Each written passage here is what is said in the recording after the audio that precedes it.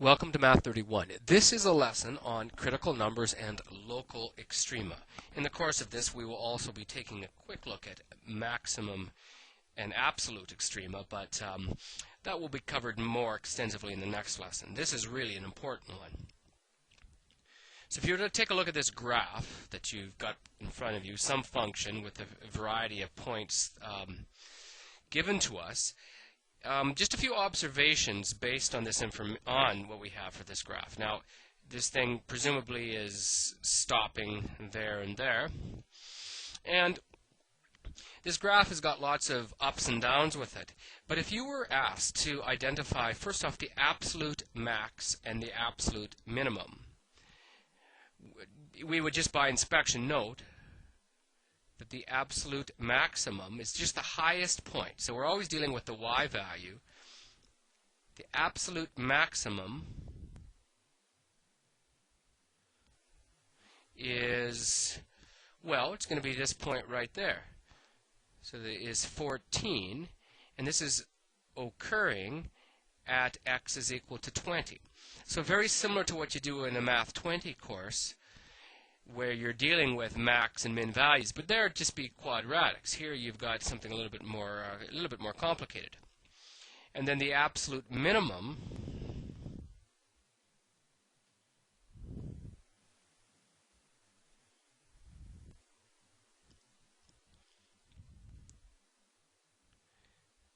is, well, the lowest value in the curve appears to be this endpoint. So we would say that it's the absolute minimum is -2 at, well, x equal -2. So when you're asked for absolute max and mins, you are finding exactly what's being asked for. What is the absolute highest point? What is the absolute lowest point? The more important really for us are the local extrema. Now, extrema just means extreme values, so maximum and minimum. And we would describe this point as a local maximum. Now, it's not the absolute maximum because there is a higher point later on, but it is a turning point. And a local maximum would mean, we'll be more formal with this later on, is that the derivative changes from positive to negative. That is the slope of the tangent line. So if the derivative ever changes positive to negative, you've got yourself a local max. In a similar way, this point would represent a local minimum. So not the absolute. Local extrema may be the absolute points, but they don't have to be. It just means for a local minimum that in the local area, it would be the lowest point. So in this case, the derivative would change from negative to positive because the slope of the tangent line would be changing from negative to positive at that point. And then this point there is another local maximum. Happens to be, in this case, the absolute maximum. We would not describe the endpoints as local extrema because the derivative doesn't change because they are endpoints. So the derivative in this case is negative, negative, negative, end of story. So technically they are not local extrema.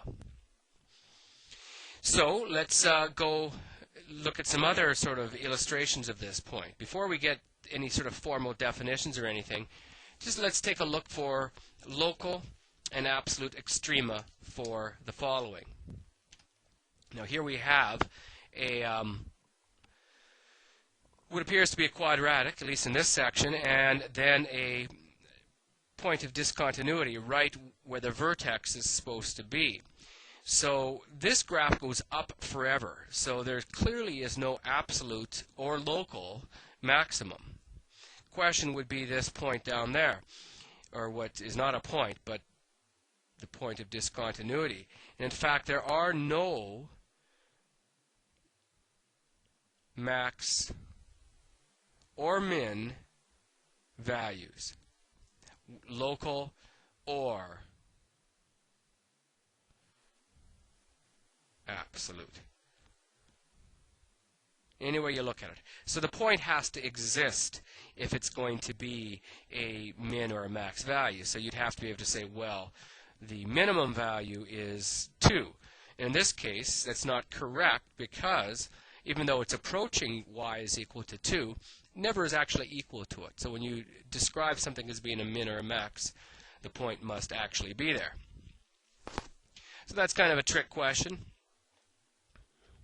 And then this one has endpoints, firm endpoints, and depending on the way you analyze this, well, I guess there's not much doubt about the absolute values. This is your absolute minimum value, and this is your absolute max.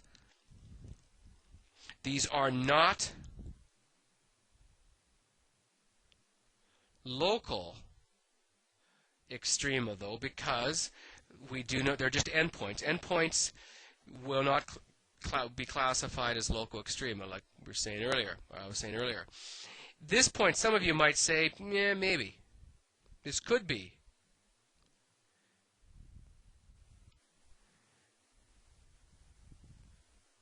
The drawing's not really clear.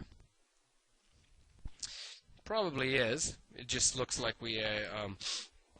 But it could be what we would later on call a point of inflection. So it's not a big deal. If we had an equation, we could be more decisive about it. Number 3. This is an interesting one on its own. Now, this function goes down forever.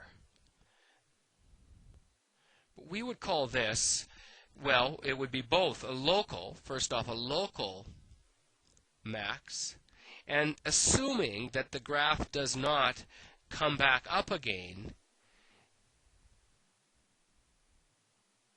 it would be an absolute max.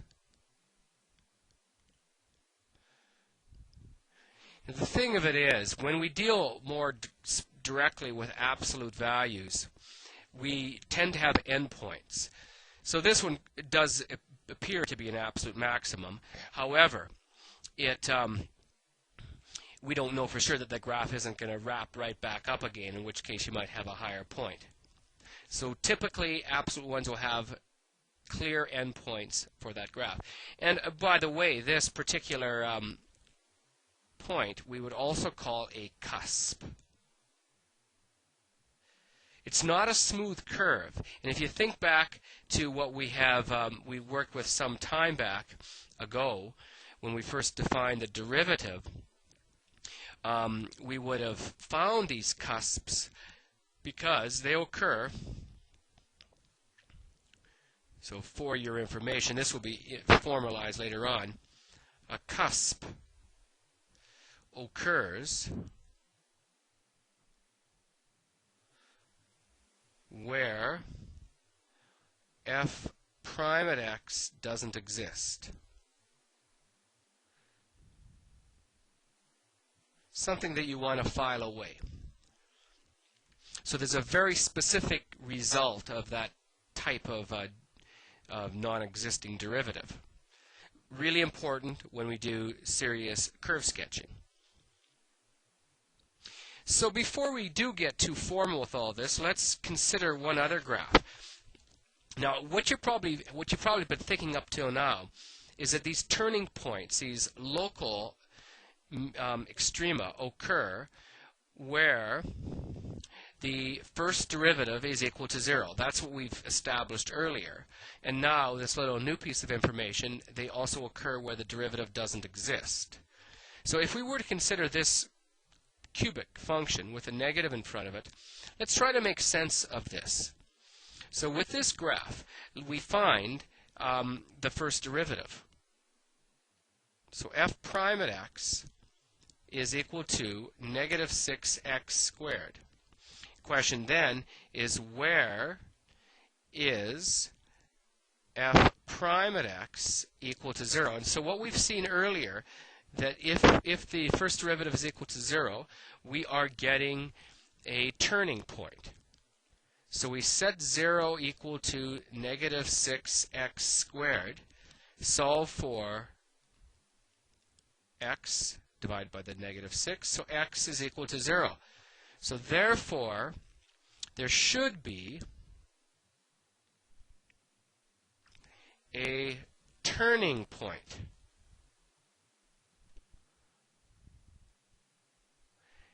at x equals 0. However, if you take a look at that graph, it's not the case. That's not a turning point. So what has actually happened is what we're getting, we have a horizontal point of inflection. That's what we call it. Now that gets defined very accurately later on, but a point of inflection is where the graph, so if you follow its path, the graph is going down like this. It's beginning to flatten out, and it does flatten out, but instead of going back up again, it continues to go down. So the derivative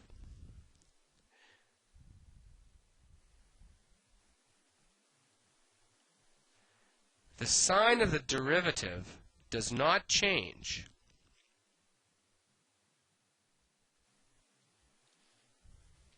from negative to positive. So therefore, it is not going to be a turning point.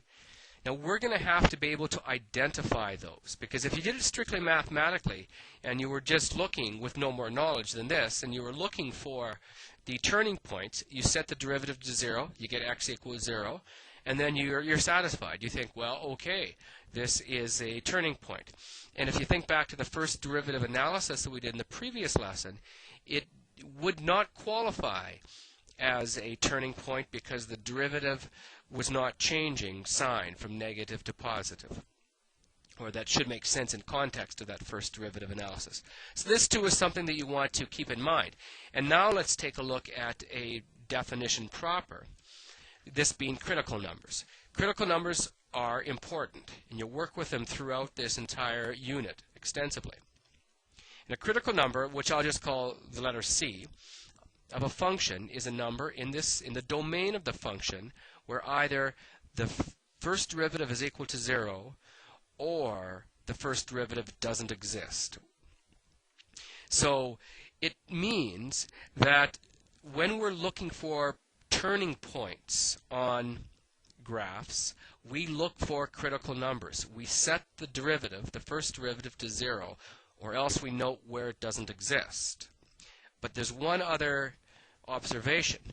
Not all critical numbers produce local extrema. Now we saw this in the previous example.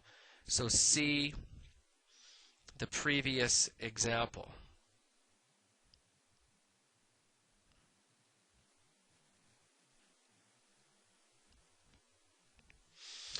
So something we need to be aware of.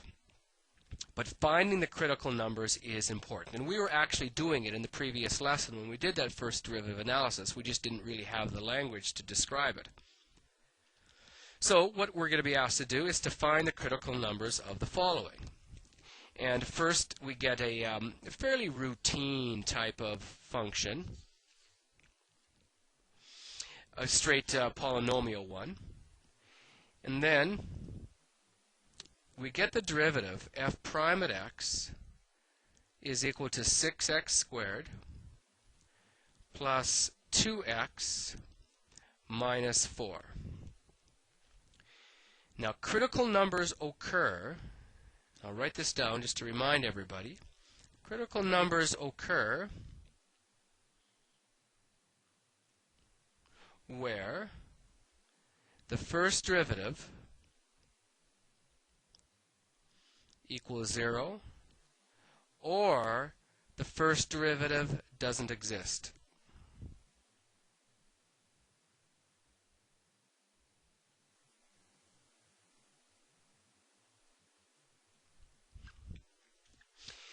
Now, you take a look at the first derivative, 6x squared plus 2x minus 4. It's a quadratic.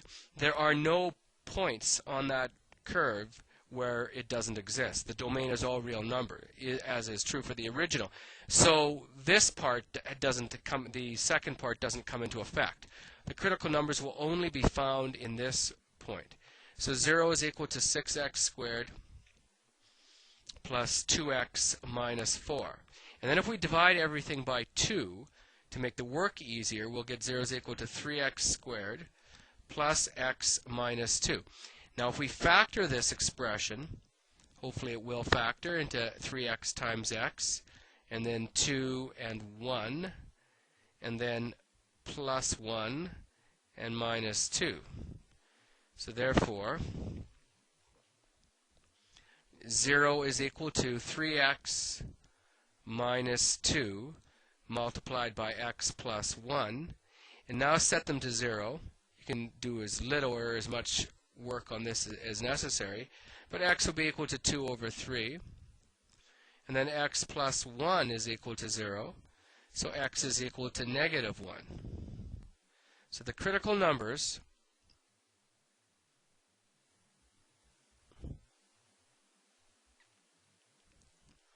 are x equal 2/3 and x equal negative 1. But be careful, we have not identified whether or not these are going to be, or whether they're going to end up being turning points or not. That'll come later.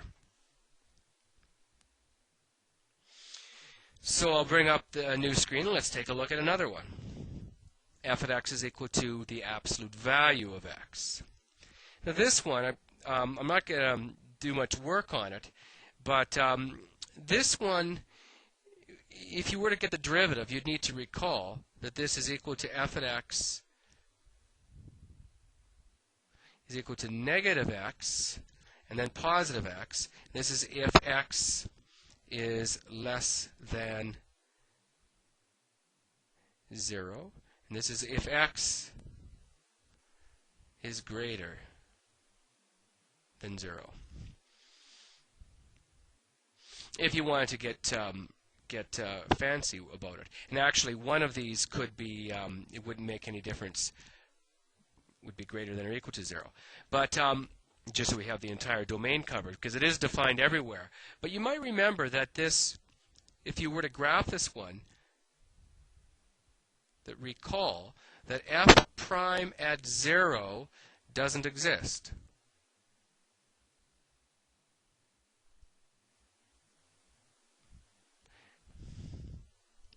Sharp corner. So therefore, a critical number